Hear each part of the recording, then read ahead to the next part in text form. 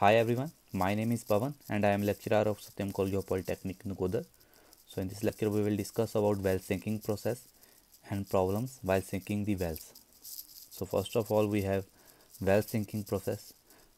ਸੋ well sinking basically ਇੱਕ ਇੱਦਾਂ ਦਾ process ਹੁੰਦਾ ਜਿਹਦੇ ਵਿੱਚ ਆਪਾਂ ਕਿਸੇ ਵੀ ਵੈਲ ਨੂੰ ਜਾਂ ਕੇਜ਼ਨ ਨੂੰ ਗਰਾਊਂਡ ਦੇ ਵਿੱਚ ਇਨਸਰਟ ਕਰਦੇ ਹਾਂ। ਠੀਕ ਹੈ, ਸੋ ਆਹ ਪ੍ਰੋਸੈਸ ਦੇ ਵਿੱਚ ਬੇਸਿਕਲੀ ਆਹ ਵਾਲੇ ਜਿਹੜੇ ਸਟੈਪਸ ਆ ਹੁੰਦੇ ਆ। ਠੀਕ ਹੈ, determine the center line of the well and set cutting edge as per requirement। ਸੋ ਸਭ ਤੋਂ ਪਹਿਲਾਂ ਆਪਾਂ ਸੈਂਟਰ ਲਾਈਨ ਮਾਰਕ ਕਰਨੀ ਹੈ। ਠੀਕ ਹੈ, ਵੈਲ ਦੀ, ਅਤੇ ਕਟਿੰਗ ਐਜ ਨੂੰ ਅਕੋਰਡਿੰਗ ਟੂ ਰਿਕੁਆਇਰਮੈਂਟ ਸੈੱਟ ਕਰਨਾ। ਠੀਕ ਹੈ, erect centring place reinforcement and pour concrete. So ਜਿਹੜੀ ਸੈਂਟਰਿੰਗ ਆ ਉਹਨੂੰ ਪ੍ਰੋਪਰਲੀ ਐਨ ਹੋਲਡ ਕਰਕੇ ਰੱਖਣਾ ਹੈ ਅਤੇ ਉਹਦੇ ਵਿੱਚ ਰੀਇਨਫੋਰਸਮੈਂਟ ਪ੍ਰੋਵਾਈਡ ਕਰਵਾਉਣੀ ਆ। ਉਸ ਤੋਂ ਬਾਅਦ ਕੰਕਰੀਟ ਪੋਰ ਕਰਨੀ ਆ। Due to self weight of cutting edge and curb penetration in soil continues. So ਜਿਹੜਾ ਆਪਣਾ ਕਿਸੇ ਵੀ ਕੇਜ਼ਨ ਦਾ ਜਾਂ ਵੈਲ ਦਾ ਜਿਹੜਾ ਸੈਲਫ ਵੇਟ ਹੁੰਦਾ ਆ ਉਹਦੇ ਨਾਲ ਜਿਹੜੇ ਕਟਿੰਗ ਐਜ ਆ ਅਤੇ ਕਰਵ ਆ ਉਹ ਪ੍ਰੋਪਰਲੀ ਵੈਲ ਨੂੰ ਸੋਇਲ ਦੇ ਵਿੱਚ ਪੈਨੀਟ੍ਰੇਟ ਕਰਦੇ ਰਹਿੰਦੇ ਆ। ਠੀਕ ਹੈ, at this time soil interrupted within the well should be removed so as to facilitate further sinking. So ਇਸ ਤੋਂ ਬਾਅਦ ਜਿਹੜੀ ਆਪਣੀ ਸੋਇਲ ਨਾਲ ਦੀ ਨਾਲ ਜਿਹੜੀ ਕਹਿ ਲਈਏ ਵੀ ਨਿਕਲਦੀ ਜਾਂਦੀ ਆ, ਠੀਕ ਆ, ਉਹਨੂੰ ਆਪਾਂ ਰਿਮੂਵ ਕਰਨਾ ਹੁੰਦਾ। ਠੀਕ ਆ, ਕਟਿੰਗ ਐਜ ਦੇ ਨਾਲ ਜਦੋਂ ਆਪਾਂ ਵੈਲ ਨੂੰ ਸਿੰਕ ਕਰਦੇ ਹਾਂ ਤਾਂ ਉਹ ਜਿਹੜੀ ਸੋਇਲ ਆ ਕਿਨਾਰਿਆਂ ਤੋਂ ਆਪਣੇ ਆਪ ਆਟੋਮੈਟਿਕਲੀ ਨਿਕਲਦੀ ਰਹਿੰਦੀ ਹੈ। ਉਹਨੂੰ ਆਪਾਂ ਨਾਲ ਦੀ ਨਾਲ ਰਿਮੂਵ ਕਰਦੇ ਰਹਿਣਾ ਤਾਂ ਕਿ ਜਿਹੜੀ ਸਿੰਕਿੰਗ ਆ ਉਹਨੂੰ ਪ੍ਰੋਪਰਲੀ ਕੰਟੀਨਿਊ ਕਰ ਸਕੀ ਜਾਏ। ਠੀਕ ਹੈ, ਨੈਕਸਟ ਹੈਗਾ as cutting edge gradually penetrate start construction of RCC wall which will increase weight. So ਜਿੱਦਾਂ ਕਿ ਆਪਣੇ ਤੁਹਾਨੂੰ ਦੱਸਿਆ ਮੈਂ ਕਟਿੰਗ ਐਜ ਜਿਹੜੇ ਆ ਉਹ ਪੈਨੀਟ੍ਰੇਟ ਹੁੰਦੇ ਰਹਿੰਦੇ ਆ। ਠੀਕ ਆ, ਆਪਣਾ ਜਿਹੜਾ ਸੈਲਫ ਵੇਟ ਹੁੰਦਾ ਉਹਦੇ ਨਾਲ। ਠੀਕ ਆ, ਅਤੇ ਉਸ ਤੋਂ ਬਾਅਦ ਆਪਾਂ RCC ਵਾਲ ਦੀ ਕੰਸਟਰਕਸ਼ਨ ਕਰਨੀ ਹੁੰਦੀ ਹੈ ਵੇਟ ਨੂੰ ਵਧਾਉਣ ਵਾਸਤੇ। ਠੀਕ ਹੈ, if additional weight of are necessary provide platform and on this platform place wait.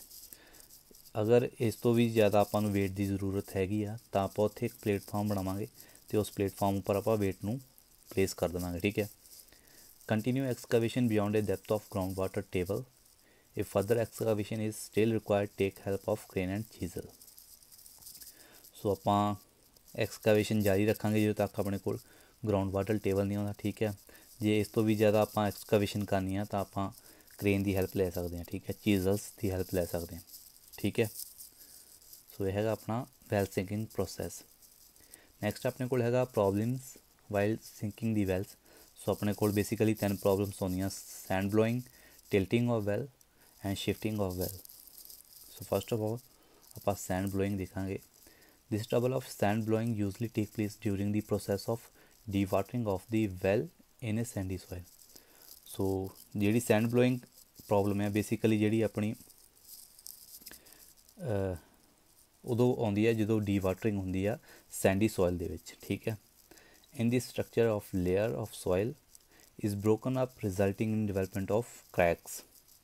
ਸੋ ਇਸ ਵਿੱਚ ਜਿਹੜੀ ਲੇਅਰ ਦਾ ਸਟਰਕਚਰ ਹੁੰਦਾ ਉਹਦੇ ਵਿੱਚ ਜਿਹੜੀ ਸੋਇਲ ਹੁੰਦੀ ਆ ਉਹਦੇ ਵਿੱਚ ਕਰੈਕਸ ਡਿਵੈਲਪ ਹੋ ਜਾਂਦੇ। ਠੀਕ ਹੈ, ਇਸ ਕਰਕੇ। ਠੀਕ ਹੈ, ਸੋ ਨੈਕਸਟ ਆਪਣੇ ਕੋਲ ਹੈਗਾ tilting of well. This is the main problem which crops up while sinking a well in a sandy soil.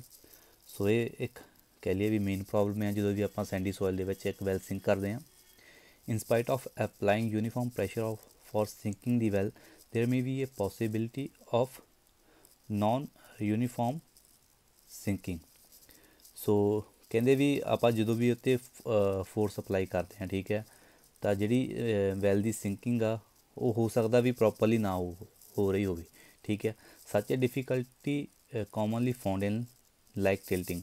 ਇੱਦਾਂ ਦੀ ਜਿਹੜੀ ਡਿਫੀਕਲਟੀ ਆ ਜਾਂ ਪ੍ਰੋਬਲਮ ਆ ਉਹ ਆਮ ਦੇਖਣ ਨੂੰ ਮਿਲਦੀ ਹੈ ਜਦੋਂ ਆਪਾਂ ਕੋਈ ਵੈਲ ਟਿਲਟ ਹੁੰਦਾ ਦੇਖਦੇ ਹਾਂ। ਠੀਕ ਹੈ, this is mainly due to unequal dragging and non uniform bearing capacity of the soil. So ਜਿਹੜਾ ਇਹ ਪ੍ਰੋਬਲਮ ਆ ਬੇਸਿਕਲੀ ਅਨਇਕੁਅਲ ਡਰੈਗਿੰਗ ਦੇ ਕਾਰਨ ਹੁੰਦੀ ਆ ਜਾਂ non uniform bearing capacity of soil ਦੇ ਕਰਕੇ ਹੁੰਦੀ ਹੈ। ਠੀਕ ਹੈ, ਨੈਕਸਟ ਆਪਣੇ ਕੋਲ ਹੈਗਾ shifting of well. The horizontal displacement of the well from its original position due to the tilting is called shifting of well।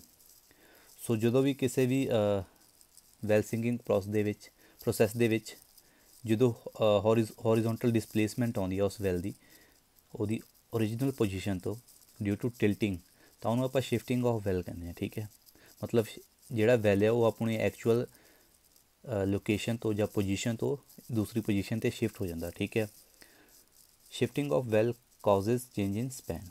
ਸੋ ਇਹ ਜਿਹੜਾ ਸਪੈਨ ਦੇ ਵਿੱਚ ਚੇਂਜ ਲਿਆਉਂਦਾ। ਠੀਕ ਹੈ, ਸ਼ਿਫਟਿੰਗ ਆਫ ਵੈਲ। ਸੋ ਇਹ ਹੈਗੀਆਂ ਆਪਣੀਆਂ problems while sinking the Wales. ਇਹਦੇ ਵਿੱਚ ਅਗਰ ਕਿਤੇ ਪ੍ਰੋਬਲਮ ਆ ਤਾਂ ਤੁਸੀਂ ਦੱਸ ਸਕਦੇ ਹੋ।